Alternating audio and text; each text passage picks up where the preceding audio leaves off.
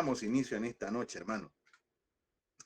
Hoy vamos con la materia Historia de la Iglesia. Historia de la Iglesia, hermano. Esa es la materia que vamos a estar viendo a partir de esta noche, todos los viernes, 7 de la noche, recuérdese.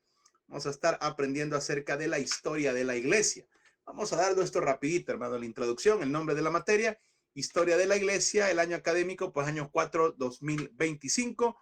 ¿Cuánto va a durar la materia? 21 semanas. Usted ya sabe que es el ciclo completo. Y el día y la hora, los viernes a partir de las 7 de la noche, hora de El Salvador. Hora de El Salvador, hermano. Vamos a estar compartiendo esta materia y el facilitador, pues su servidor, José Luis Uribe Pérez, el que vamos a estar compartiendo, Dios mediante, si el Eterno así le place. Y durante todo este tiempo, hermano, vamos a estar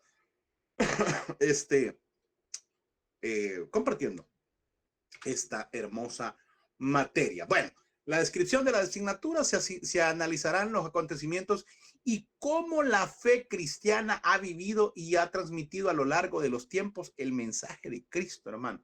Mire, cuando preparamos esta materia y investigamos y ciertos libros y todo, créanme que varias veces se me salieron las lágrimas, hermano, ver cómo aquellos grandes hombres pagaron con su vida para que usted y yo en esta noche podamos estar sentaditos tranquilos aprendiendo del mensaje de Cristo. Gente que pagó un precio carísimo, hermano. Gente que pagó con su vida, gente que no le importó morir decapitada, gente que no le importó morir en un circo romano, gente que sabía y estaba bien cimentada su fe y no cualquier cosa lo movía, hermano. Y gracias a esas personas es que usted y yo estamos en esta noche sentados en nuestras casitas delante de un dispositivo aprendiendo esto que vamos a ver durante toda esta noche.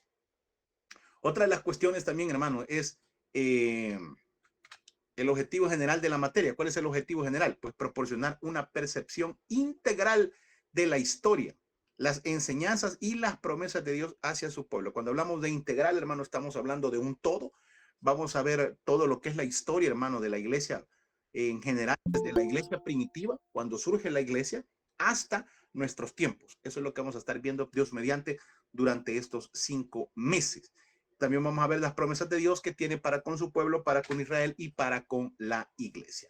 Los objetivos específicos, bueno, vamos a estudiar y comprender la historia de la iglesia y su relación con Dios a través de los relatos y eventos descritos en la materia.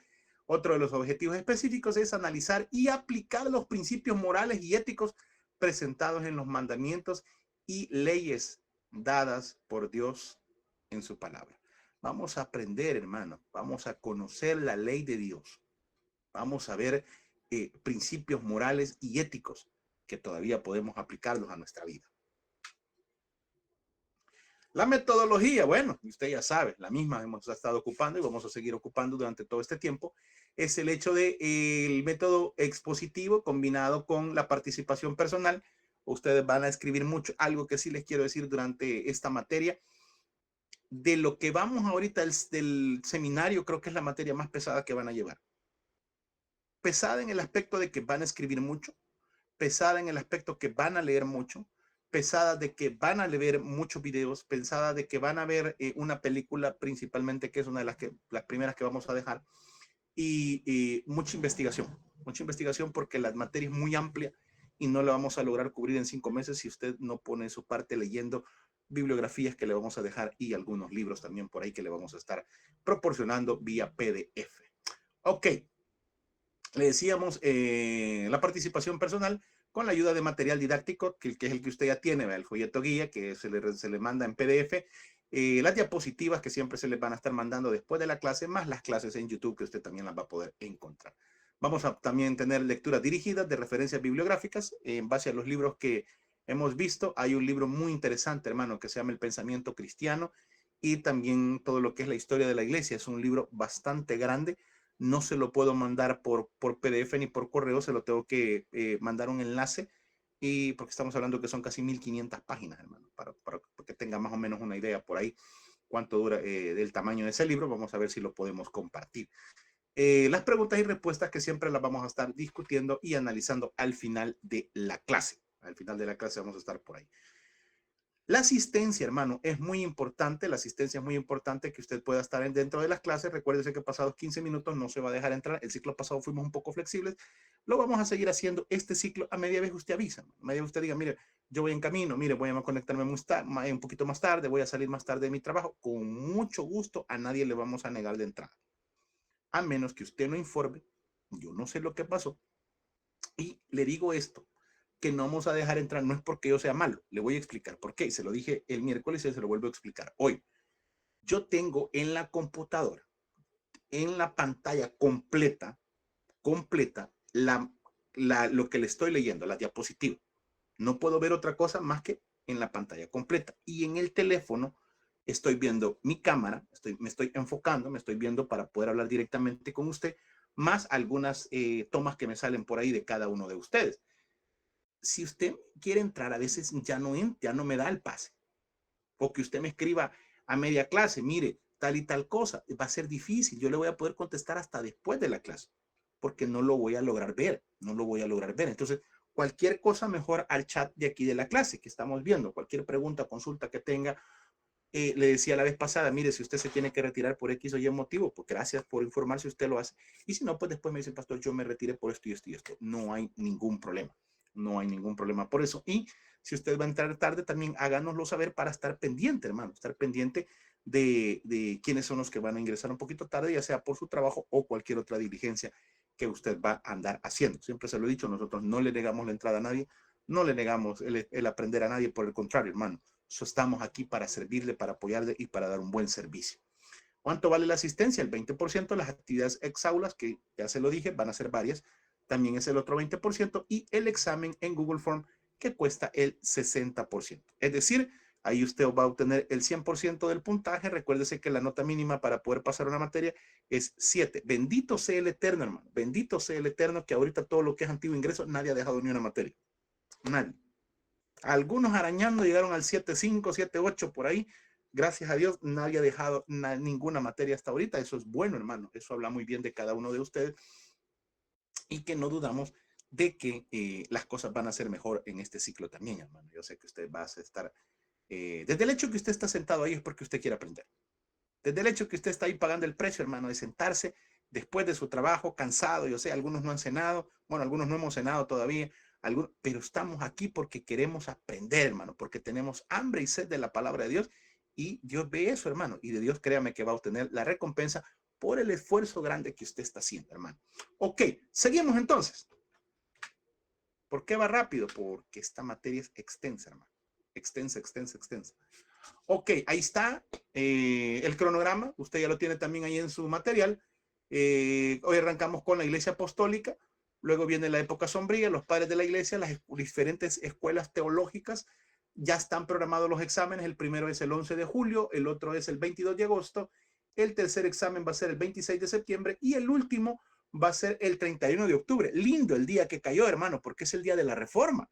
Y vamos a ver, vamos a aprender y usted le va a encontrar más sabor, porque ya antes de eso, si usted ve parte de 3 clases antes, vamos a ver la reforma y la contrarreforma. Entonces, cuando se celebren los 500 y fracción de años de la reforma que vamos a estar celebrando el 31 de octubre, usted va a entender un poquito más, hermano, y le va a dar más sabor a qué es todo eso, la reforma y todo ese legado que esos grandes hombres de Dios nos dejaron. Una de las cosas que yo sí le voy a pedir, hermano, en esta materia es: abra su mente y no tenga temor de pensar.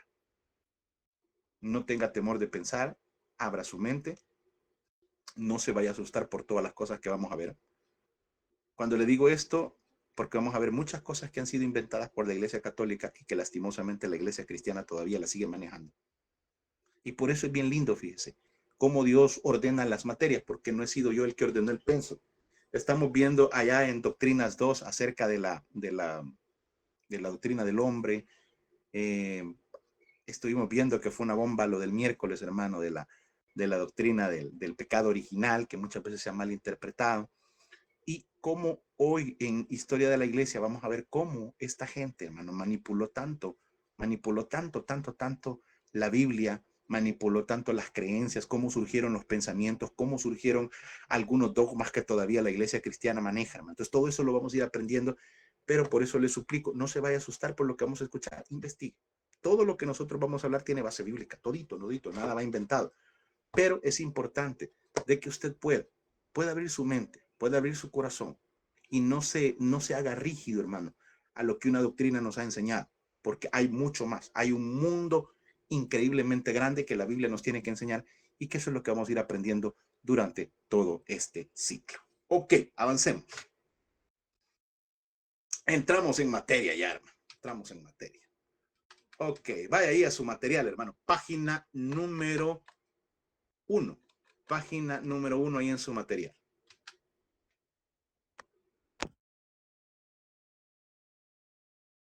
Página número 1. Ok. Introducción dice, al estudiar la historia de la iglesia, aprendemos que el cristianismo no es nuevo. Esto no es nuevo, hermano. Podemos apreciar la expansión de la iglesia en el mundo, vemos cómo Dios ha trabajado en la historia, podemos reconocer que a pesar de los errores humanos, Dios ha cumplido su propósito para su iglesia. Dios ha cumplido su propósito para la iglesia porque Él sigue siendo fiel, hermano, y Él se va a mantener fiel siempre. Ok. En un mundo donde semana a semana surgen nuevos grupos religiosos y sectas extravagantes, es cada vez más difícil para las verdaderas iglesias cristianas que predican y creen en la Biblia mantener una identidad que los separe del resto de las falsas iglesias pseudo-cristianas. Y ojo con esto, hermano. Mire, ha surgido tanta iglesia, ha surgido tantos movimientos llamados cristianos que de cristianos no tienen nada.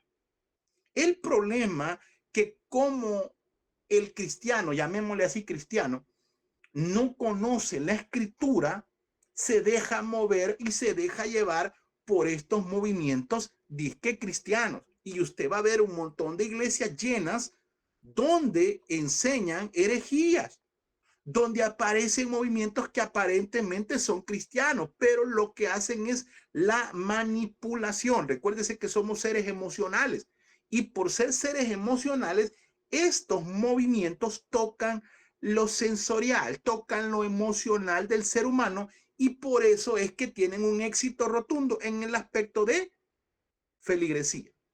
Y usted se pregunta, ¿cómo es posible que estas iglesias se llenen? ¿Cómo es posible que estas iglesias que predican herejías se llenen y aquellas iglesias que tratan de mantener la sana doctrina no crecen? Y es por lo mismo, hermano, porque juegan mucho y manipulan mucho lo que es las emociones de las personas. Y eso es lo que vamos a tratar de estar viendo, cómo estos movimientos no son nuevos, hermano, no son nuevos. No son nuevos estos movimientos y cómo surge, cómo Satanás, hermano, se viste de ángel de luz e introduce todos estos movimientos en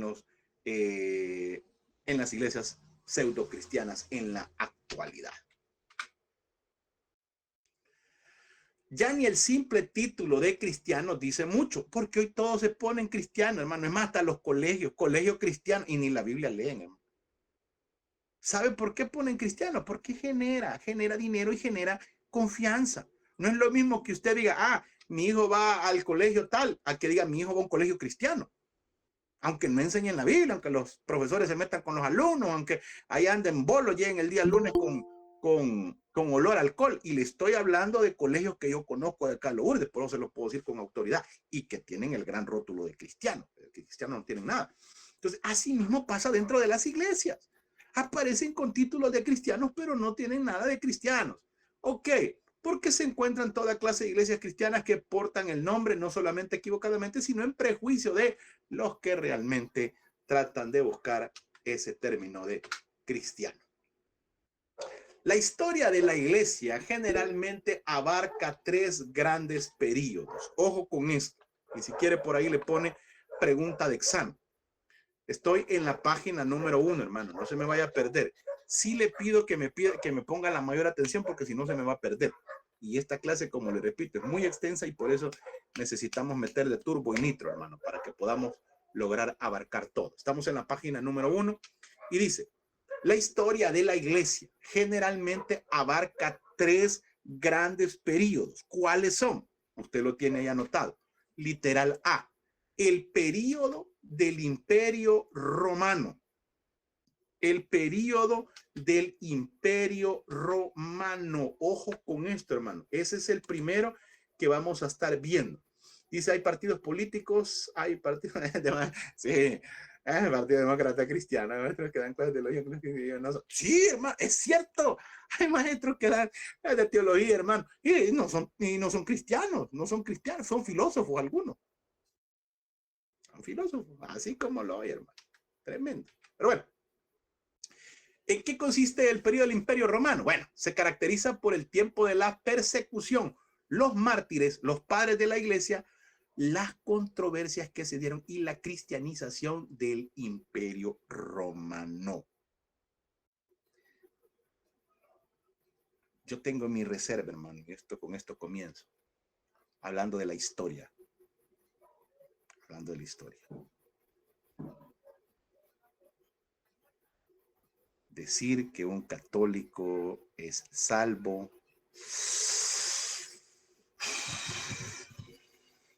Mis reservas. Yo no puedo aseverar eso.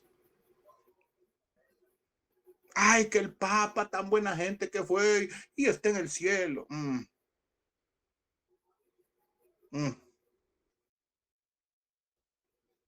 Vuelvo y repito, yo no puedo aseverar eso, ni tampoco lo puedo contradecir. Pero hoy que estudiamos la historia, hermano, y todas las atrocidades que hicieron, vamos a ver qué tal. Ok, dijimos, aparecen los mártires, los padres de la iglesia, las controversias y la cristianización del Imperio Romano. Otro de los periodos es la Edad Media. La Edad Media se caracteriza por el surgimiento del periodo del papado, la Santa Inquisición, un desastre que hicieron con eso, el movimiento monástico, aparece el monasterio y todo eso, hermano, el islamismo que fue que tomó fuerza y las cruzadas, aparecen por ahí los caballeros templarios, hermano, y todo eso. Todo, mire, de verdad que nos vamos a dar gusto en esta materia, hermano. Es muy, pero muy linda esta materia. Y le suplico, hermano, que pueda ver todos los videos que vamos a dar. Si usted tiene plataformas, como en el caso de YouTube, como en el caso de Netflix, por ahí, vea todo este tipo de películas, hermano. Los caballeros templarios, todo lo de la que es la Edad Media, nos va a servir mucho para la materia y nos va a servir mucho para que usted pueda entender muchas cosas que vamos a ir viendo, hermano. Ya no solo vea TikTok, hermano, ya no solo vea, edifíquese con cosas buenas, hermano, de que nos va a servir en la materia. No estoy hablando que no se ría, ¿cómo no? Yo también veo TikTok y veo payasadas, hermano, y me río al ver a las 12 de la noche y estoy como con loco riendo. Pero también busquemos espacios para aprender. Ok, y por último, el periodo moderno. El periodo moderno se caracteriza por la reforma protestante y el crecimiento de la iglesia protestante. Ahí surge aquel término, la iglesia protestante. Le pregunto, ¿somos protestantes nosotros? No, no somos protestantes. Y ya le voy a explicar por qué. Ok, circula amplia, la circulación amplia de la Biblia, se dio eso, acuérdese que aparece por ahí la imprenta, la libertad creciente de los gobiernos civiles, el poder eclesiástico y sacerdotal, las misiones mundiales, la reforma social y la fraternidad creciente. En este periodo, hermano, se rompe mucho el feudalismo, se rompe mucho el poder que tenía la iglesia, hermano, aparece por ahí las distintas reformas, aparece la industria, aparece un montón de cosas, hermano, que la vamos a ir viendo por ahí. La revolución industrial, todas esas cosas. Si a usted le gustó la materia de sociales, ella en tercer ciclo y bachillerato, la va a disfrutar también esta materia, hermano. Es muy linda. A mí como fue una de las materias que me gustó, por eso me encanta historia de la iglesia. Ok, seguimos.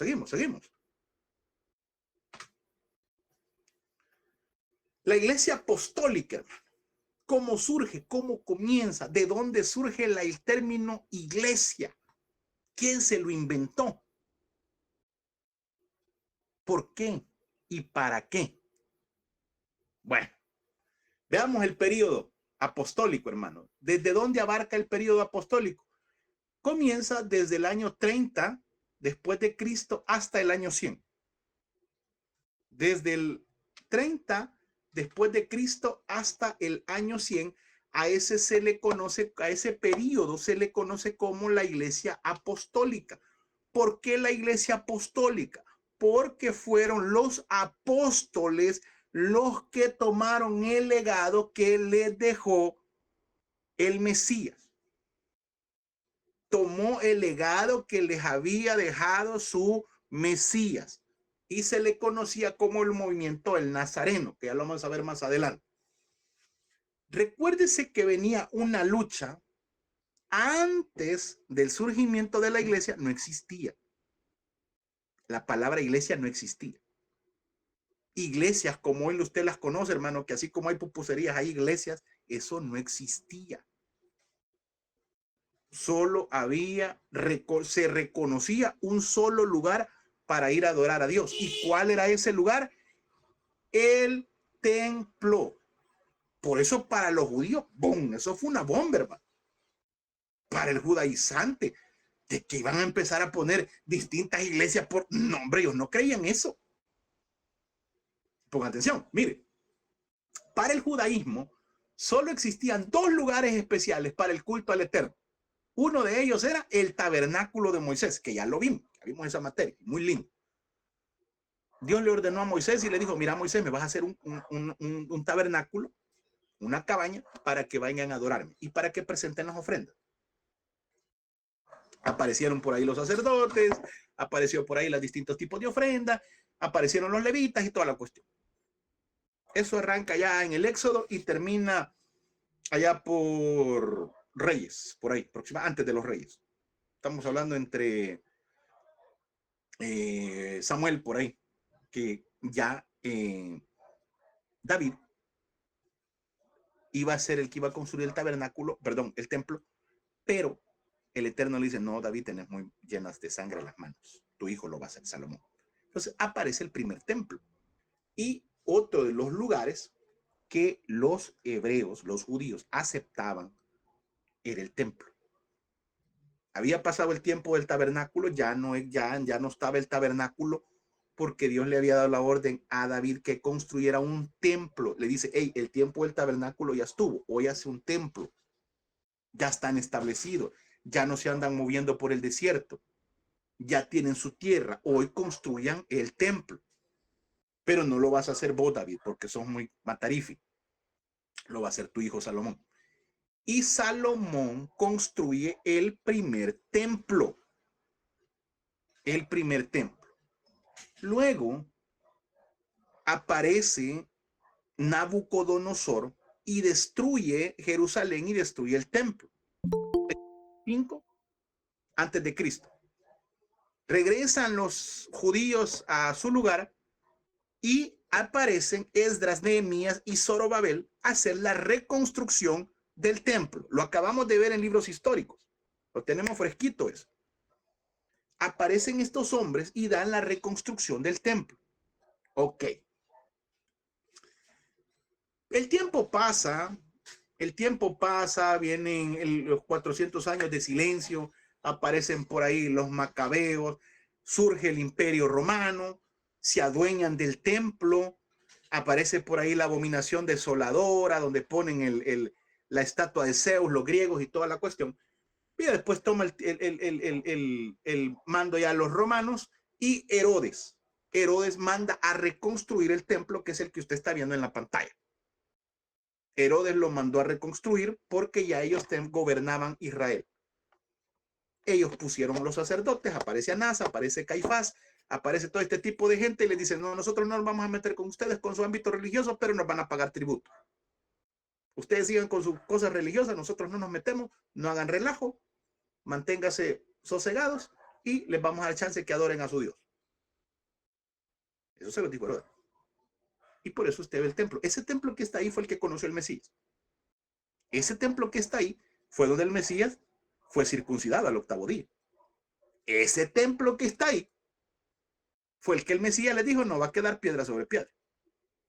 Entonces, llega el año 70 después de Cristo, aparece Flavio Tito Vespasiano, empieza a surgir el movimiento de Nazareno y dice, no, vamos a acabarnos todo esto. Destruye el templo. Y ya no hubo lugar más de adoración.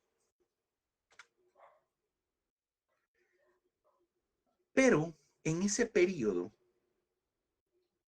que es un periodo de transición, que es el libro de los Hechos, se menciona una palabra, que es la palabra eclesía. y su significado es llamados fuera, asamblea o congregación. Ese es el término eclesía. ¿Tiene algo que ver con lo religioso? No. No. No es una palabra religiosa. No tenía nada que ver con reuniones cristianas, como usted la conocemos. Voy a ir a la iglesia, dice la gente. Ellos se quedaban pensando, ¿qué estás hablando? No es que voy a ir a la iglesia. Ese término no existía en ese entonces. Toman la palabra griega eclesía por su significado, que es llamados fuera. Pónganme atención, no se me vaya a perder. Por su significado de asamblea o congregación. Pero este término no es religioso. Es un término común y corriente, como por ejemplo la palabra Mesías. La palabra Mesías no es de índole religiosa totalmente. Un Mesías podía ser un guerrero. Un Mesías podía ser un militar. Un Mesías era un libertador, no necesariamente alguien religioso. Antes de Jesús hubieron muchos Mesías, sí, claro que hubieron. Y después de Jesús hubieron Mesías, claro que sí. Solo que él era el Mesías verdadero de Israel. Ahí cambia la cosa totalmente. Lo mismo es con la eclesía. Era un término que estaba ahí, rondando, que existía entre ellos. Ahora bien, si hay algún abogado por aquí me va a entender lo que estoy hablando. Veamos el contexto bíblico de la palabra eclesía. En el Nuevo Testamento aparece 114 veces la palabra eclesía y se utiliza para referirse a la comunidad de creyentes en Cristo. Ellos adoptaron esa palabra para identificarse ellos. No fue que se inventó, no, la palabra ya existía. Entonces, ellos la tomaron para sí, para decir, vamos a hacer nuestra eclesía, vamos a hacer nuestra asamblea, nuestra congregación. Somos llamados fuera, somos llamados aparte. Y en el contexto secular, perdón, en la Grecia clásica, la palabra eclesía se refería a una asamblea popular o una asamblea del pueblo. Yo no sé si usted se acuerda, hermano, acá, los que ya tenemos más de 40 años, que existía el cabildo abierto. Era en la época de la guerra y todo eso. Hacían cabildos abiertos, que eran las reuniones allá en los campos y toda la cuestión. Eran reuniones populares. Entonces, a esas reuniones populares se les conocía como eclesía. Vamos a ir a la eclesía, a la reunión popular. No tenía nada que ver, no tenía nada que ver con el cristianismo, no tenía nada que ver con Cristo, no tenía nada que ver con eso.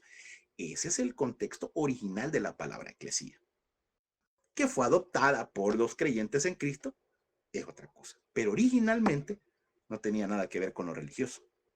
Ok. Veamos la iglesia primitiva, hermano. La iglesia primitiva. La iglesia primitiva fue fundada bajo el Imperio Romano. El Imperio Romano estaba gobernando cuando nace la iglesia. Era Tiberio César el gobernante. Póngale atención a esos datos, si quiere los subraya o les pone algo por ahí, no sé, porque puede hacer que les sean preguntas de examen. Y estaba ocurriendo un evento cuando se funda la iglesia primitiva. Estaba celebrándose un evento.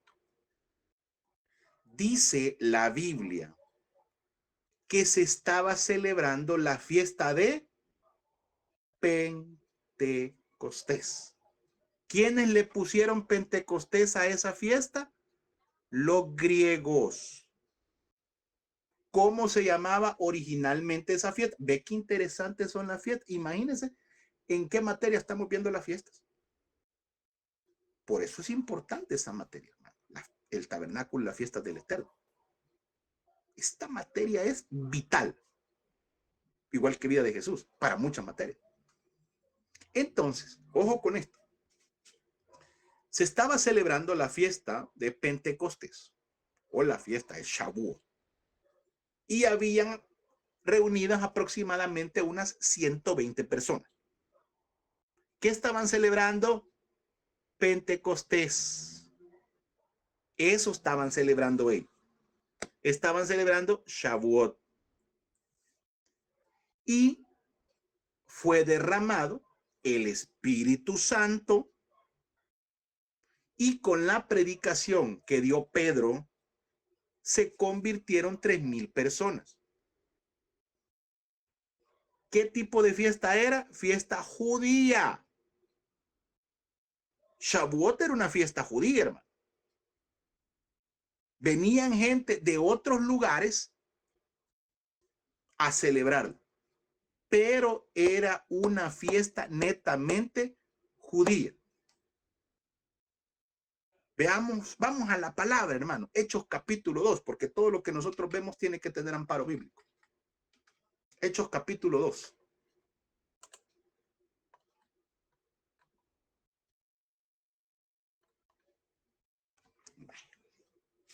Hoy con esto le quiero dejar claro algo. Usted ve que existen las iglesias pentecostal. Yo no tengo nada en contra de ellas, solo le estoy contando la historia. Pentecostal no tiene nada que ver con los dones del Espíritu Santo. Y la gente lo menciona. Ah, es que es iglesia pentecostal porque ahí hay libertad del Espíritu. Pentecostal era una fiesta, Pentecostés. No tiene nada que ver con lo religioso, no tiene nada que ver con lo cristiano, no tiene nada que ver con dones, nada que ver. Una fiesta, punto. Veámoslo a la luz de la palabra.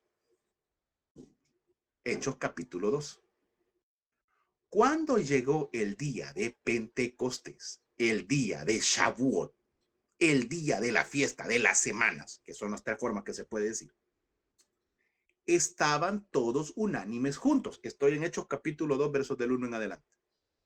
Y de repente vino del cielo un estruendo, un fuerte sonido, como un terremoto, como un temblor, un relámpago, un rayo, ¡puf!, una explosión, como de un viento recio que soplaba. Se escucha un estallido y un viento llenó toda la habitación donde ellos estaban. Pon atención. Dice, el cual llenó toda la habitación donde ellos estaban sentados. Ojo con esto, verso 3. Y se les aparecieron, ¿qué dice? Lenguas repartidas como de fuego, asentándose sobre cada uno de ellos. Lenguas repartidas, no jerigonzas, hermano. Yo creo en el don de lenguas, sí. ¿Existen lenguas angelicales? Sí. Pero no, hermano, esas cosas que usted ve en algunas iglesias. Y yo creo en el don de lenguas. Yo lo creo. Pero no, hermano, el estar hablando muchas veces cosas que no tienen ni sentido. Solo por hacerme sentir bien yo, de creer que pertenezco a un lugar. Mire, créame que da no sé qué, hermano, ver tantos videos que aparecen por ahí. Yo ni los veo mejor. Donde dice, empezó a hablar en lengua, hermano, como que es mudo le hace. Eso no es don de lenguas. La gente empieza a repetir las mismas palabras. Eso no es don de lenguas, hermano. Y lo que sucedió aquí,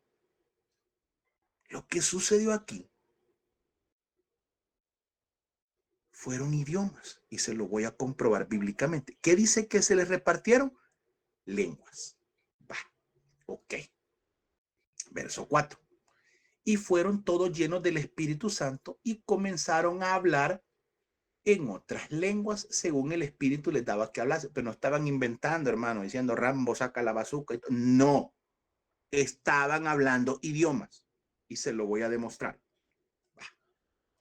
Vaya conmigo, por favor, Hechos capítulo 2, versículo, vamos a ver, ok, dámoslo todo, hermano, para que tenga el contexto en general. Versículo 5. Moraban entonces en Jerusalén, donde era la fiesta, judíos, varones piadosos de todas las naciones del cielo. Y hecho este estruendo, se juntó la multitud y estaban confusos. Ojo, ¿dónde estaba? ¿Dónde ocurrió este evento? Vamos a ver si alguien se acuerda. ¿Dónde estaban reunidos? Ajá. En el Monte de los Olivos, no. No. Donde se hizo la última cena. En el aposento alto. Alto. Ahí estaba. Sí. Antes no me dieron el monte Sinaí. Está lindo, hermano. Aquí estamos para aprender, hermano. Aquí estamos para aprender. Mire. Estaban en el aposento y explicamos que era una catáluma. Lo vimos también, ¿se acuerda? Que era un lugar en alto. Era el lugar de huéspedes. Ahí estaban ellos. Ahí estaban apartados, celebrando. Estaban como 120. Y suena el estruendo. Y la gente que estaba alrededor, porque acuérdese que a esta fiesta venía un montón de gente, como todos salvadoreños, fueron metidos a ver qué había pasado. Porque oyeron fue el estallido. Y dijeron, se fue el tambo de gas, quizás. Fueron a ver qué pasaba, a ver qué es lo que había ocurrido. Y llegaron y cuando llegaron, se sorprendieron. ¿Por qué? Vea lo que dice. Y hecho este estruendo, se juntó la multitud, llegaron de metidos, hermano, así en buen salvadoreño. Y estaban confusos porque cada uno les oía hablar en qué dice, en su propia lengua. ¿Entendía la gente lo que estaban hablando? Sí. No estaban hablando jerigonzas. Estaban hablando lenguas, estaban hablando idiomas. Se lo estoy demostrando bíblicamente. Sigamos. Y estaban atónitos y maravillados diciendo, mirad, ¿no son estos galileos todos los que están hablando? ¿No son de Galilea? Y usted sabe que para ellos el Galileo de Galilea no sale nada bueno, decían ellos. Vea, sigamos.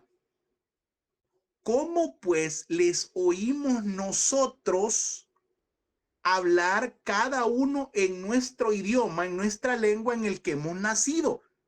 ¿Le entendían lo que estaban hablando? Sí. ¿Eran lenguas jerigonzas? No. Dice, ¿cómo es que están hablando en los idiomas que nosotros conocemos? Y dice, ojo, sigamos leyendo. ¿Cuáles eran los idiomas? Verso 9.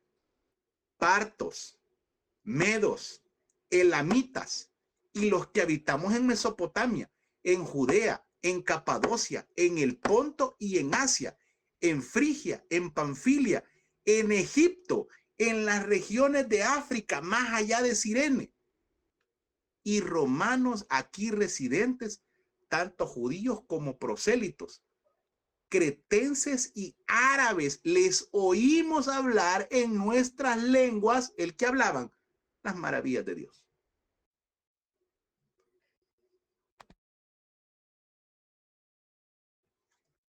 Y estaban todos atónitos y perplejos, diciendo unos a otros, hey, ¿qué quiere decir esto que están hablando en nuestros idiomas? Pero otros burlándose decían, no, si estos andan bien sunsudos, estos andan bolos, estos andan llenos de mosto. Va. Ahí se derrama el Espíritu Santo.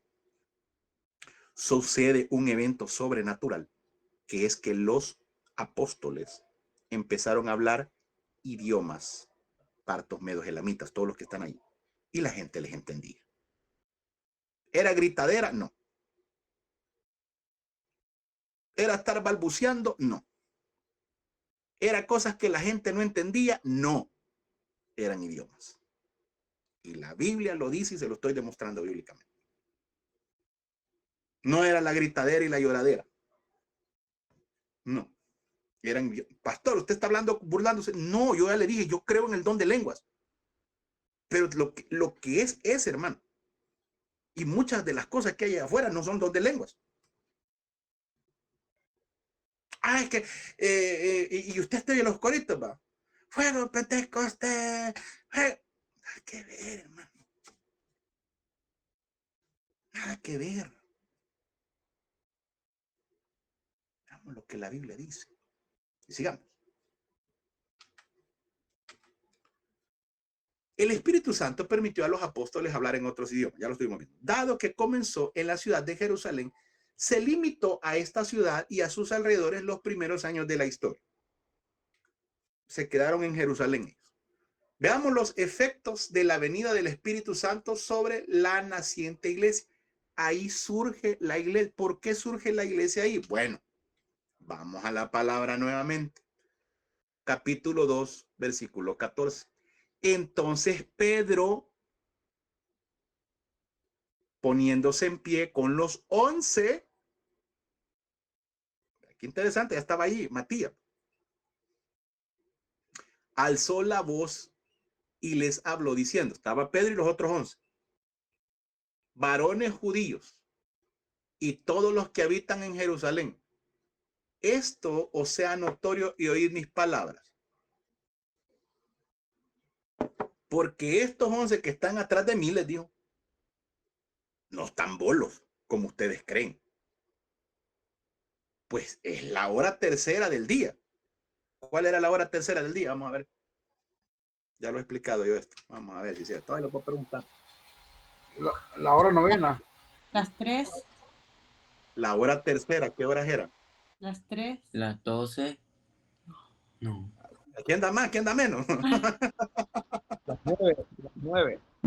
Las 9 a.m. Es correcto, ahí está.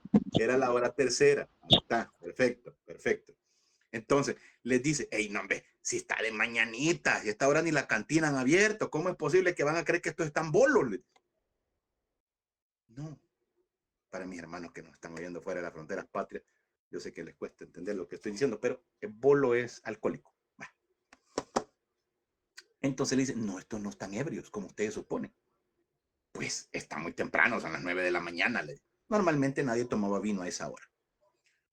Mas esto es lo dicho por el profeta Joel. Y empieza a hablar y a disertar, hermano, a decir todo lo de la historia. Y vámonos ahora hasta el versículo 33. Bueno, 32. A este Jesús resucitó Dios, del cual todos nosotros somos testigos. Así que exaltado sea por la diestra y habiendo recibido del Padre la promesa del Espíritu Santo, ha derramado esto que vosotros veis y oís. Ahí fue derramado el Espíritu Santo. Y empezó ya a quedarse.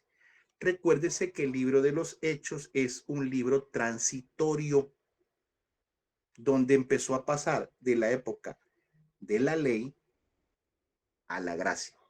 Hubo mucha transición ahí. Cuando llevemos Hechos lo vamos a entender un poquito más. Pero ahí ocurrieron eventos únicos que no se van a repetir. Por ejemplo, este es uno de ellos. El hablar idiomas. El hablar idiomas, hermano. Fue un evento que sucedió en ese momento para demostrar lo que Dios estaba haciendo. Ok, sigamos. Y empieza Pedro a predicar y toda la cuestión. Verso 38. Pedro les dijo, arrepentíos, hagan teshuvá, bautícense cada uno de vosotros en el nombre de Jesucristo, el bautismo que él enseñó, que él dijo, para obtener perdón de pecados, y recibiréis el don del Espíritu Santo. ¿Perdona pecados el bautismo? No, hermano. No. No. Estos versículos los agarran esporádicos, hermano, y los sacan de contexto. Por eso usted tiene que leer todo el panorama. Por eso la gente dice, mire, la Biblia dice que se debe bautizar para perdón de pecado. No es cierto. Ya lo vamos a ver más adelante. Ok. y van a recibir el don del Espíritu Santo. Porque para vosotros es la promesa, y para vuestros hijos y para todos los que están lejos, por cuanto el Señor Dios llamará. Ok, sigamos avanzando.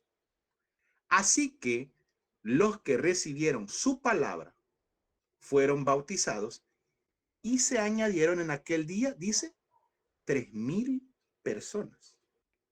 Fíjese que un dato bien curioso. Cuando el Espíritu Santo se derramó y Pedro predicó, se convirtieron 3,000 personas. Cuando en el Sinaí entregaron la ley a Moisés y bajó y encontró al pueblo adorando al becerro de oro, dice que murieron 3,000 personas. Un dato bien curioso, la ley mata, el Espíritu Santo da vida. La ley mató. No porque la ley sea mala, no, le estoy contando ese evento que sucedió en ese momento. Que por cierto, dicen los hebreos y los conocedores que en ese momento se celebraba Shavuot, cuando dieron la ley allá en el Sinaí. Y años después, surge en el mismo Shavuot la fiesta de esta y donde se derrama el Espíritu Santo. Es bien interesante. Ok, versículo 43. Versículo 42. Y perseveraban en la doctrina de los apóstoles. Ya vamos a ver cuál es la doctrina de los apóstoles. En la comunión unos con otros, en el partimiento del pan, recuérdese que era la fiesta, vea la conmemoración, y en las oraciones. Y sobrevino temor a toda persona, y muchas maravillas y señales eran hechas por los apóstoles. Todos los que habían creído estaban juntos y tenían en común las cosas. Vendían sus propiedades, sus bienes y las repartían a todos según las necesidades. ¿Tenemos que hacer eso en la actualidad? No, hermano, eso fue en ese momento. Por eso le decía yo, el libro de Hechos es un libro transitorio, no es un libro doctrinal del todo. Es de ver qué es lo que se está hablando en qué momento. No podemos hacer una doctrina, así como hace la iglesia. Hermano, venda su carro y tráigalo y Dios le va a dar más. Hermano, venda su casa y tráigale el evangelio. Del reloj, de esto, de lo otro. Porque en la Biblia dice que todos tenían las cosas en común. Todos dan menos el pastor. Pero bueno, sigamos. Y perseverando unánimes cada uno en el día del templo, y partieron el pan en las casas, comían juntos con alegría y sencillez de corazón, alabando a Dios y teniendo favor con todo el pueblo. Y el Señor añadía cada día a la iglesia, aquí se ocupa el término ya, a la congregación, a la eclesía, a la reunión, a la asamblea, los que habían de ser salvos, los que se iban a salvar, los que iban a conocer el mensaje de Cristo. Ok, avancemos. Los efectos de la venida del Espíritu Santo sobre la iglesia naciente. Bueno, primero se les iluminó las mentes. Recibieron el mensaje. Pedro predicó un sermonazo, por tiempo no lo podemos leer, léalo usted después en su casa. Predicó un sermonazo que les pegó en el corazón y todos aquellos compungidos, y nosotros matamos al Mesías, ¿cómo hacemos? Les dice, hey, arrepiéntanse, hagan techubá, vuelvan a la palabra y bautícense, demuestren que se van a someter a las leyes de Dios. Luego, les dio poder para testificar. Este es otro versículo mal tomado. Hechos 1:8. Pero recibiréis poder. Hasta ahí se queda. Y se imagina usted como que es Raiden, el de Mortal Kombat. Hasta tira rayos así. Y aparece el montón, hermano, de cosas ahí en las redes y usted lo ve, que la pelota santa, que la patada santa, que la escupida santa, que la gasolina santa, que la grama santa. Le estoy hablando y no payasada. Véala. Ahí en internet, ahí aparecen, hermano. Ahí aparecen. ¿Cuál fue el poder que les dio? Dice la Biblia. Y recibiréis poder. Y el problema es que la gente se queda ahí. Y me vas a ser testigo. ¿Cuál fue el poder que recibieron? Poder de testificar.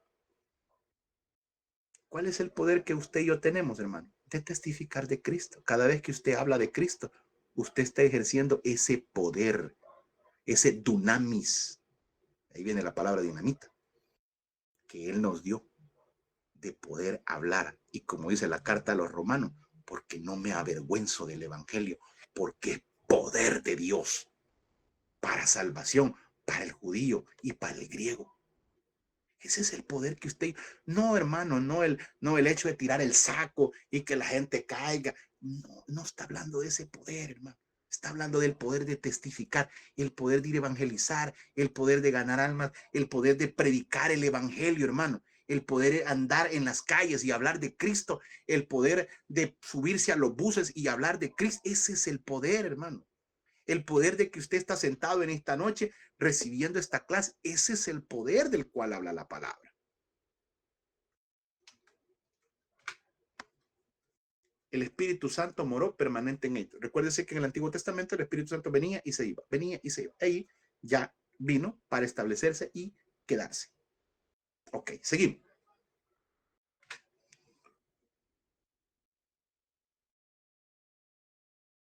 Características de la iglesia de Pentecostés.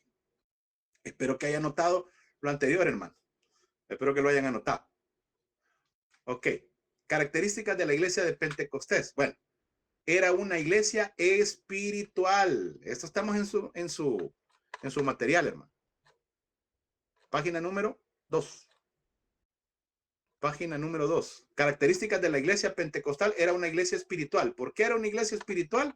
Bueno, tenían mucha fe y seguridad en lo que el maestro, perdón, ahí lo escribí mal, en lo que el maestro les había encomendado. Se lo repito, tenían mucha fe y seguridad en lo que el maestro les había encomendado. Ahí yo digité mal, hermano, por eso se lo estoy dictando bien. Tenían mucha fe y seguridad en lo que el maestro les había encomendado. Era una iglesia universal por cuanto todo ser humano de cualquier procedencia puede ser hijo de Dios formando parte de la iglesia. Aquí un mensaje dice, pastor, me faltó copiar la C.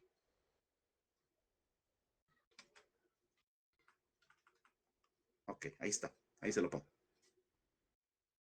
El Espíritu Santo moró permanentemente en ellos. Ese es el literal C. El Espíritu Santo moró permanente en ellos. Ok, les decía las características de la iglesia de Pentecostés. Era una iglesia espiritual, era una iglesia universal. Ya no había excepción de que solo el judío, no. Y era una iglesia local. Era una iglesia local. Ya que en el Nuevo Testamento la comunidad cristiana de cada localidad era considerada como una iglesia. ¿Por qué les costaba a los judíos entender esto? Porque para ellos el único lugar, hermano, autorizado para adorar al Eterno era el templo. Ellos no podían creer que aquí fuera iglesia, allá fuera iglesia, establecen por aquí otra iglesia, establecen. No, ellos no lo podían. Por eso para el judío esto fue chocante.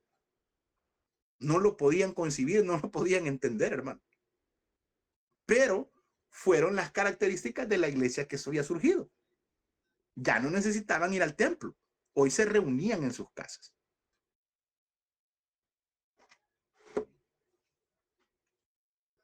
Por si no me oyes, lo voy a volver a decir. Ya no necesitaban ir al templo. Hoy se reunían en sus casas. Yo solo le voy a hacer una pregunta. No me conteste, usted quédese con la respuesta. ¿Por qué y para qué va a la iglesia usted? Contéstese usted solo. No me conteste a mí. Y no estoy diciendo, no va a andar diciendo, pues, el pastor dice que no vayamos a la iglesia. Jamás le he dicho yo eso, hermano. Por el contrario, siempre le motivo que se congregue. Siempre le motivo a que usted vaya a su iglesia y sirva, hermano. No solo vaya a escuchar, no, sirva también. Ok. La iglesia local, que como le repito, ¿verdad? Era, cada localidad se empezó a considerar como una eclesía. Ok, avancemos. El tiempo nos come, hermano, y me aflige a mí esto. Sus miembros. Bueno, ¿quiénes empezaron a ser sus miembros? En su totalidad, al principio, eran judíos. Y ninguno pensaba que los gentiles iban a ser admitidos como miembros. Para ellos era un sacrilegio, hermano, creer que gentiles iban a poder ser parte de lo que Dios había dejado establecido. En todo caso, suponían que los gentiles primero se harían judíos y después cristianos. Vea qué interesante esto. En general, los miembros de la iglesia pentecostal eran, ya vamos a ver, mire, me quiero detener un ratito en esto. Pedro, Santiago, todos los apóstoles y los primeros cristianos, en su mente decían, no, es que para ser cristiano, para pertenecer a nosotros, primero tiene que judaizarse. Primero tiene que abrazar la ley de Moisés. Primero tiene que ser judío. Vea cómo anteponían el ser judío al ser cristiano. Aquí parece pura coincidencia, hermano. No, es que usted tiene que pertenecer a nuestra iglesia y bautizarse en nuestra iglesia y comer la Santa Cena en nuestra iglesia y ser de nuestra iglesia, porque si no, usted no es cristiano. Mucha gente cree que si se mueve de sus iglesias pierde la salvación y adoran más la iglesia que a Cristo. Es que mi iglesia, el rótulo aquí era. Igual es a esto. Pastor, usted está en contra. No, hermano, ame su iglesia, ame a su pastor, hágalo. Si eso pagan muy bien. Pero no crea que es la iglesia la que salva, hermano. Ninguna iglesia salva. Salva a Cristo, punto. Y ninguna iglesia es mejor que otra. Salva a Cristo y da la salvación a Cristo, punto. Mire, estos empezaron a decir, no, es que tiene que ser judío primero para ser salvo. Traigámoslo al contexto. Vaya, hermano, para que usted sea salvo tiene que dejar los aritos. No tiene que usar pantalones. No tiene que maquillar. No tiene que pintar las uñas. No tiene que hacer esto. No tiene que ser igualito, hermano. ¿Y Cristo qué dijo? Cree en el Señor Jesucristo y serás salvo tú y tu casa. Punto. ¿Qué dijo nuestro Señor Jesucristo? Que si con tu boca confesares en tu corazón y creyeres en tu mente que Jesús levantó a los muertos, serás salvo. Pero los judaizantes de la época, no, hermano, es que usted no puede. Ante el concilio, no puede, hermano, venir con pantalón, no puede usar paritos porque es del diablo, no puede usar oro porque es del diablo. Y mi palabra, mi Biblia dice que el oro y la plata le pertenecen a Dios. Es que eso es vanidad, hermano. No con peinados ostentosos ni cosas caras. Hay que ser humilde como Cristo.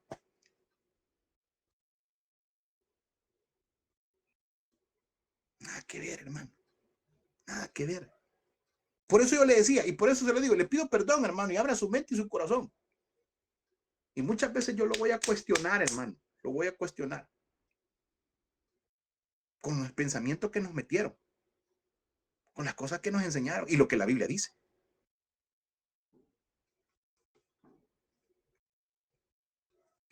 Todo lo vamos a demostrar bíblicamente, hermano. Todo. Todo. Todo con base bíblica. No que mi denominación dice, ni que mi pastor me enseñó. No, lo que la Biblia dice. Y aquí hemos visto los dos requisitos para ser salvo, hermano. Pero le empezamos a poner un montón de agregados, igual que esto. Tiene que ser judío primero. O sea, pusieron la prioridad el ser judaizante. Y después, si sos judío, entonces sí puedes ser salvo. Sigamos. En general, los miembros de la iglesia de Pentecostés eran,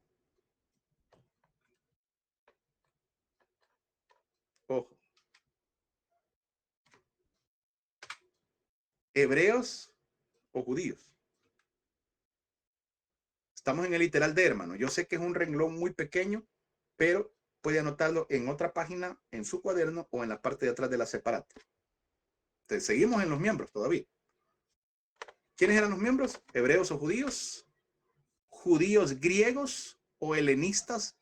¿Cómo así, hermano? Fueron los que nacieron dentro de, que eran padres griegos, aunque pertenecían al judaísmo, que se habían convertido, que se habían hecho o pertenecían al imperio helénico. O estaba la mezcla. digamos, por ejemplo, que el papá era judío y la mamá era griega, por decirlo así. Entonces a eso se les conocía como judíos griegos. Estaban los prosélitos. ¿Qué son los prosélitos? Los que se habían convertido al judaísmo.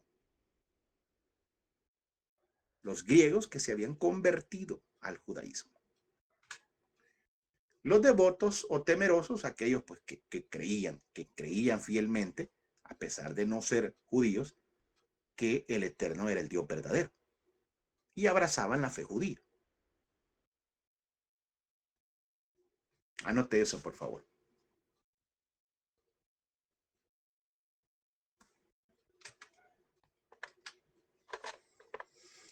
Dice por aquí, hay controversia en el bautismo en el nombre de Jesucristo. Sí, nada, predican herejía. Me faltó la C, ok, ya la pusimos. Pastor, me faltó la C, ok, ya la pusimos también por ahí. Gracias, hermano, no se preocupe, hermanita Anita, para eso estamos. Dice, eso es como hacer acepción de personas y ser piedra de tropiezo para aquel que quiere venir. Claro, hermano, le ponemos cargas que ni nosotros podemos llevar.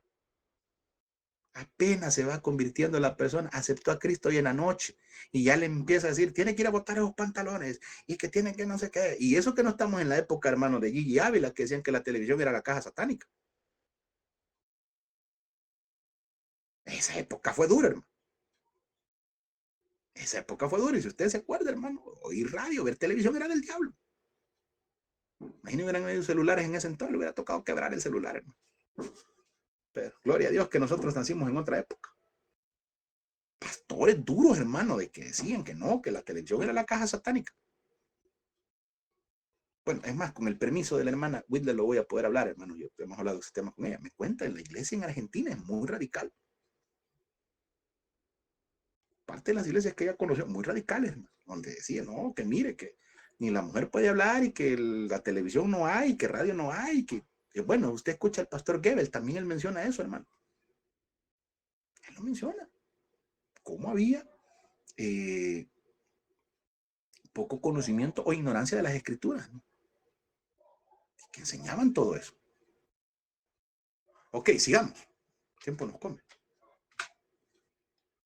Veamos su gobierno. ¿Cómo era el gobierno de la iglesia de Pentecostés? Estamos en el literal E. Su gobierno era administrado por 12 apóstoles, los que quedaron, siendo los líderes Pedro y Santiago, que fue el hermano de Jesús, y que fue el pastor de la iglesia de Jerusalén. Él quedó como pastor de la iglesia, como líder de la obra, hermano, Santiago. Y Pedro era el que tomó las riendas, hermano. Mire, Dios hizo un cambio tan lindo en Pedro que después de haberlo negado, hermano, después de aquel evento, aquel suceso duro cuando negó a su maestro, Pedro, Dios le da la oportunidad. Por eso cuando Pedro llega al sepulcro y ve el sudario doblado, ya le he hecho esta prédica, si no se la ha hecho, ahí se la puedo hacer al final del ciclo. Ve el sudario doblado, Pedro se quedó impactado, Pedro empieza a llorar porque ve que su maestro le había dicho, Pedro, contigo no he terminado todavía, hay mucho por hacer. Y Pedro se levanta como líder, hermano, y empieza a predicar el evangelio. Se levanta la iglesia de Jerusalén. Pedro como líder, como voz oficial, va, convierte a muchas personas al cristianismo, muere como mártir, haciendo las cosas distintas para su maestro. Seguimos.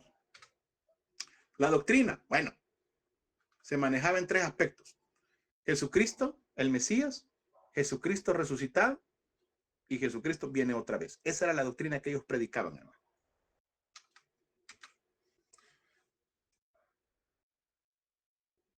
Dice al igual iglesia, bueno, sí, hay iglesias que todavía manejan así, pero yo ahí sí respeto las doctrinas y las ideas de cada quien. Luego dice por acá, pastor, yo colecciono juguetes de colección originales y me dijeron que eso es... Si los va a votar y les hace caso, aquí son bien recibidos, hermano. Aquí los acepto yo. Tremendo, tremendo, tremendo. Ay, mire, de verdad que la gente sale con cosas, de cosas a cosas, ¿verdad? Pero que esos juguetitos son del diablo. ¿Verdad? Antes no le dijeron, hermano, que en la noche van a agarrar vida y va a salir munra por ahí. Ok, tremendo. Tremendo. Ok. Ah, mire, la ignorancia es tremenda, hermano. La ignorancia es tremenda. A mi sobrino le quemaron las cartas de Yu-Gi-Oh! Gracias a Dios yo no fui, hermano, el que le dije a mi hermana, mira, quemarle las cartas de Yu-Gi-Oh! No, escucharon un mensaje por ahí de esos sensacionalistas, ¿verdad? De que el Yu-Gi-Oh! Era del diablo y que Pokémon era del diablo. El pobre niño, hermano, llorando de 10 años, le quemaron las cartas de Pokémon. ¿Usted cree que van a querer algo con el Evangelio, hermano? Obvio que no. Obviamente que no, hermano, pero no son así las cosas. No, eso se llama ignorancia bíblica, pero aquí está usted para aprender, para que no cometa esos mismos errores. Ok, sigamos. Sigamos. Ok, su doctrina, Jesucristo el Mesías, Jesucristo resucitado y Jesucristo vendrá otra vez. Jesucristo fue reconocido como cabeza de la iglesia. Hechos capítulo 2, verso 36 lo dice, lo lee después por ahí. El término Señor indica propiedad. Decían Señor porque él era el propietario de la iglesia. Pertenecía y era la autoridad. La iglesia primitiva fue fundada sobre el señorío o deidad de Cristo. Ojo con esto. No fue fundada, como dice la iglesia tradicional, sobre Pedro. Pedro, tú eres roca, sobre esta roca edificaré mi iglesia. Primero es una mala interpretación de la Biblia, hermano. Jesucristo no fundó su iglesia sobre Pedro. Le dice, Pedro, vos sos piedrecita, pero yo soy Petra, soy piedra grande, y por eso hay que conocer los idiomas originales. Sobre esta roca, sobre mí, voy a fundar la iglesia, Pedro. Ustedes la van a dirigir, pero el fundamento voy a ser yo. Ok, veamos algunas citas bíblicas. Veamos a la primera carta a los Corintios, capítulo 3, verso 11, hermano. Primera carta a los Corintios, capítulo 3, verso 11. Porque nadie puede poner otro fundamento que el que está puesto, el cual es Jesucristo. Punto. No hay otro fundamento. No existe otro fundamento, no hay otra doctrina, no hay una denominación, no hay reglamento, no hay que así se tiene que vestir. No, el fundamento es Cristo. Punto. Y ahí no hay donde perderse, hermano. Ahí no hay donde perderse. Vea, hey, mi fe en qué está fundada. En Cristo tiene que estar fundada. Y usted pregúntese, hermano, cuestiónese. ¿Esto que me están enseñando es amparado por Cristo o es amparado por los hombres? ¿Lo enseñó Cristo o lo están enseñando los hombres? Y ahí puede poner hasta su regla de fe, hermano, de la iglesia. Nosotros como iglesia tenemos nuestras normas de fe, pero ¿sabe qué? Todo amparado con la Biblia y con Cristo. Ahí tenemos nuestra carta, hermano, de dogma, de fe de la iglesia. Todo amparado a Cristo. Sencillo. Creemos en esto, creemos en esto, creemos en esto, creemos en esto, que ta. Todo va relacionado con Cristo. Más nada, menos nada. Ok, seguimos. La expansión de la iglesia, hermano. Aunque el Señor ya les había ordenado, ojo con esto, que llevaran el evangelio hasta lo último de la tierra, ¿se acuerda que les dijo? Y vas a predicar Jerusalén, Judea y Samaria hasta lo último de la tierra. Ellos se habían quedado conformes con la iglesia de Jerusalén. Bueno, vieron, hay 3,000 personas. Nos está yendo bien. ¿Para qué nos vamos muy lejos? Aquí quedémonos en Jerusalén, hombre. Pero la expansión de la iglesia se dio a causa de la persecución. Es ahí donde no entendemos los planes de Dios. ¿Qué les había dicho Cristo? Bueno, van a ir a predicar el evangelio. Jerusalén, Judea, Samaria, hasta lo último de la tierra. Muévanse, vayan.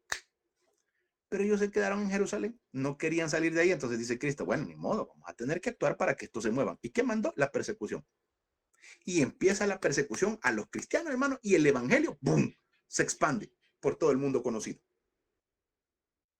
A causa de la persecución. Si no hubiera habido persecución, hermano, el evangelio quizás no se hubiese propagado tan rápido como se hizo.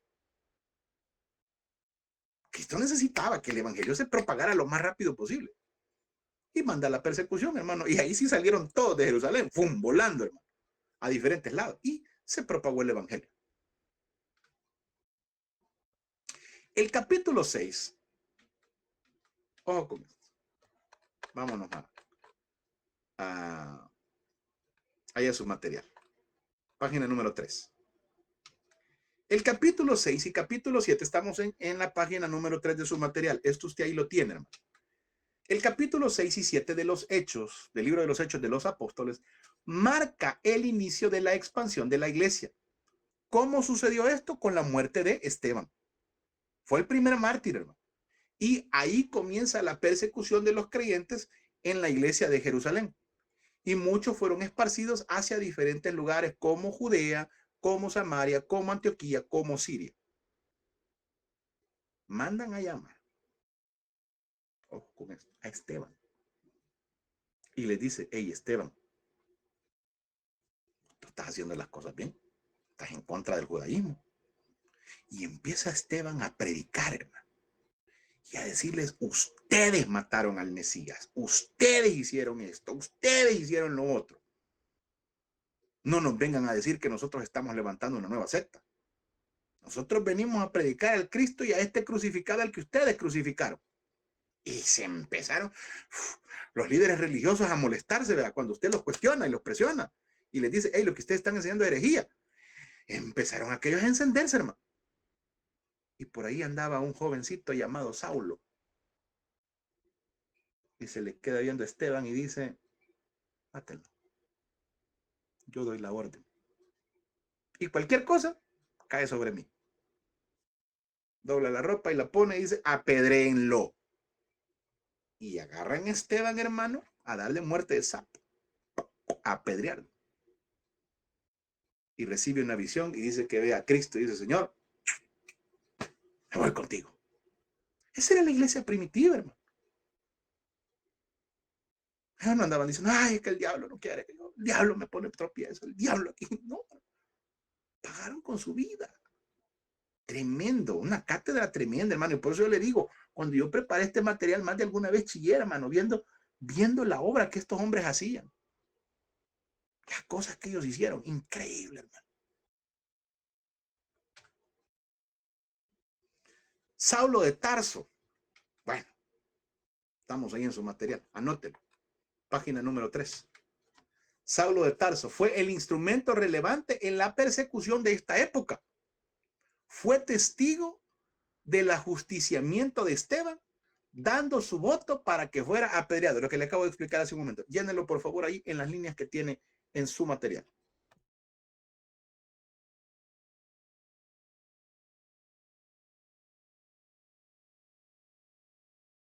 Se lo dije, en esta materia vamos a escribir bastante, hermano. En esta materia vamos a escribir bastante. Dice, después de la muerte de Esteban comienza la persecución. Sí, con la muerte de Esteban comienza la persecución. Ahí se da inicio, hermano. Es como que el banderillazo verde. ¡Pah!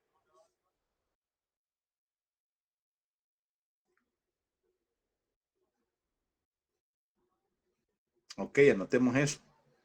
Y ahí aparecen las citas bíblicas. Después las lee también. No solo se quede con las anotaciones, léalas. Léalas. Nosotros por cuestión de aquí de tiempo no las vamos a leer todas, hermano. En lo que usted copia le voy a leer algunas. Hechos capítulo 7, verso 58. Hechos 7:58. Y echándole fuera de la ciudad le apedrearon y los testigos pusieron sus ropas en los pies de un joven que se llamaba Saulo. Tremendo lo que Saulo hacía, hermano. 8:1. Y Saulo consentía en su muerte.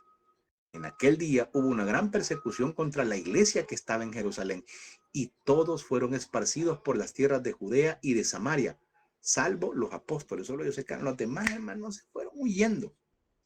Y los apóstoles no crean que se quedaron así tranquilos, hermanos, estaban huyendo, tenían que cuidarse.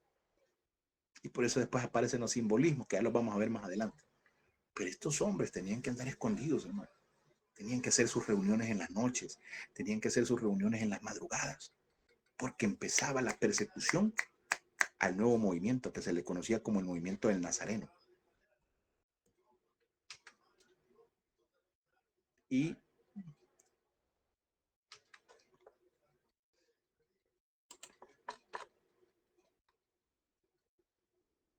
vea lo que dijo el apóstol Pablo, Hechos 26:10, lo cual yo también hice en Jerusalén, Yo encerré en cárceles a muchos de los santos, habiendo recibido poderes de los principales sacerdotes. Y cuando los mataron, ¿qué dice? Yo di mi voto. Ahí está hablando el apóstol Pablo de su conversión. Pero ¿quiénes habían sido los autores intelectuales? Los sacerdotes. No querían, hermano, que surgiera este nuevo movimiento llamado el movimiento del Nazareno. Querían mantener el judaísmo, querían mantener las tradiciones, pero era algo que no podían detener. Ok, seguimos. Aparece Felipe en Samaria, hermano. Ahí en su material está también. Felipe evangelizó en Samaria, fue la primera iglesia cristiana fuera de Judea. Vea qué interesante esto, hermano. La de Felipe fue la primera iglesia fuera de Judea. Logró la conversión de muchos. En una ocasión, un ángel del Señor le ordenó que fuera al camino de Jerusalén a Gaza, encontrando a un alto funcionario gentil. Los gentiles, hermano, cuando usted vea la palabra gentil, es aquel que no es judío. No es que sea una persona gentil, amable, no. Un gentil es no judío, así de sencillo. A quien evangelizó. Luego fue llevado por el Espíritu a Azoto, evangelizando hasta Cesarea, donde moraba, hasta que Pablo pasó por ahí para ir a Jerusalén por última vez, antes de ir a Roma. Todo eso lo puede encontrar en el libro de los Hechos, capítulo 8, versos del 26 al 38, capítulo 21, versículo 8 y capítulo 25, versículo 4. Ahí usted puede ampliar, hermano, el estudio y lo que fue la conversión de este hombre, el etíope, por la predicación de Felipe, hermano. Esta gente hizo cosas increíbles, hermano, cosas grandes. Luego aparece, hermano, vamos a ver también la conversión de Saulo. Ahí está en su material también. Página número 4. Página número 4, ahí dice la conversión de Saulo. Copie eso que está en la pantalla, por favor. Con esto casi vamos a ir cerrando. Cópielo lo que está en la pantalla, por favor. Dice: Saulo, el perseguidor de la iglesia, fue sorprendido en su camino hacia Damasco por una visión del Señor Jesús. Desde entonces se produjo un cambio en su vida, lo que trajo como beneficio la expansión del evangelio hacia los gentiles. El apóstol Pedro fue el apóstol a los judíos. El apóstol Pablo, hermano, fue el apóstol a los gentiles. Y por eso Cristo lo usó de una manera tremenda, hermano.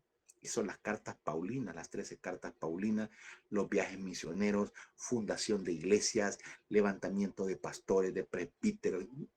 Pablo hizo cosas tremendas, hermano. Tremendas. Yo puedo, cuando oigo a alguien que dice, es que yo me siento como Pablo. Dios mío, ¿cuántas iglesias ha fundado? Ni una. Tremendo, hermano. Tremendo. Desde entonces, dice, se produjo un cambio en su vida, lo que trajo como beneficio la expansión del evangelio hacia los gentiles, siendo esta la obra misionera más grande que haya existido durante esa época. Tremendo, ¿no? En la época moderna, en la iglesia moderna, hubo un evangelista. Lo acabo de tener en la boca y se me fue. Que ese tipo, y no es Jimmy Swaggart, es el otro. Ya me voy a acordar cómo se llama. Un evangelista, hermano, que anduvo por todo el mundo, por todo. Billy Graham, él hizo cosas tremendas también, hizo cosas muy grandes. Y no solo él, hermano, hay varios siervos de Dios que también han hecho cosas grandes, que cuando fueron visitados por Cristo hubo una transformación grande en su vida e hicieron cosas grandes para el evangelio. Usted y yo también, hermano, podemos hacer cosas grandes para el evangelio. Mire, con solo un alma que usted gane, una, dice la palabra de Dios que hay fiesta en los cielos. Que el conocimiento que nosotros estamos adquiriendo acá, hermano, no solo sea para nosotros, sino que sea para ponerlo en práctica y para que otros conozcan también del evangelio, para que otros salgan de aquella oscuridad que nosotros estuvimos, pero que hoy Cristo nos está dando su luz y estamos aprendiendo un montón de cosas. Ok, vamos a avanzar. Pedro en Jope, esto usted también lo tiene ahí en su material. Pedro en Jope, dice que después de la conversión de Saulo, que le cambiaron el nombre y pues ya fue conocido como Pablo, las iglesias tuvieron una relativa paz, aparente paz, hermano. ya no estaban con la persecución de Pablo. Fue cuando entonces Pedro realizó un viaje evangelístico por Lidia, Jope y Cesarea. En Jope, Pedro realizó la resucitación de Tabita y la sanación de un paralítico llamado Eneas. También se quedó en la ciudad por un tiempo, hospedándose en casa de Simón el Curtidor. ¿Se acuerda que en esa casa estaba cuando lo mandaron a traer, ¿verdad? Que le dijeron que había tenido la visión, que le dijeron, Pedro, mata y come. Y Pedro le dice, no, señor, pues nunca ha entrado algo inmundo en mí. Mas él no sabía la visión que estaba teniendo, que después iba a tener que ir a predicarle el evangelio a los gentiles, y también ellos fueron recibidores del Espíritu Santo. Luego está en su material, hermanos, ahí la iglesia de Antioquía de Siria. Ojo, no Antioquía de Pisidia, sino Antioquía de Siria. Y por eso se lo he puesto ahí en el mapa también. Ahí está en un puntito rojo, hay una estrella, ese es Antioquía. Abajo dice Siria, para que usted sepa que es la iglesia de Antioquía de Siria. Ojo con esto, se lo leo. Antioquía está ubicada a unos 480 kilómetros de Jerusalén hacia el norte. Era la capital de Siria, de aquella cuya gran provincia palestina formaba parte. Ahí los fugitivos cristianos daban testimonio de Jesús en las sinagogas. Muchos creyeron y al convertirse formaron una iglesia donde los judíos y los gentiles adoraban juntos, disfrutando de los mismos privilegios.